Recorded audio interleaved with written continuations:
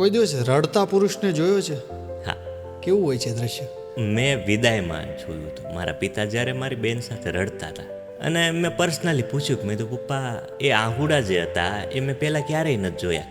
મેં તો મમ્મીથી તમે આટલા વર્ષ જુદા છો, આટલા વર્ષથી અલગ છો, મેં ક્યારેય એવું અશ્રુ નથી જોયું કે મમ્મીના વિરહમાં તમે ટપકાયું હોય કે પછી આવું આખું વાતાવરણ લઈને બેઠા હોય. પણ બેન પાસે તમે રડી ગયા વિદાયમાં. તમે તો કઠણ કાળજો છો, તમે હિંમત આપતા હો. તો કે દીકરી એવી વસ્તુ છે ને બેટા, એ તું બાપ બનીશ ને ત્યારે તને સમજાશે. અને ત્યારે કે તારે નહીં લાવવું હોય ને તો એ આહુડું આવશે.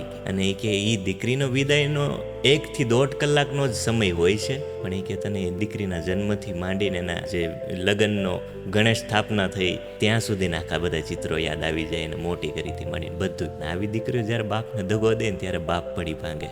આમાં એક પુરુષોત્તમ સમજજો. અને બાપ દીકરીના હાથ જોડે એટલે કેટલા એ દાયકાની વાત થઈ સાહેબ.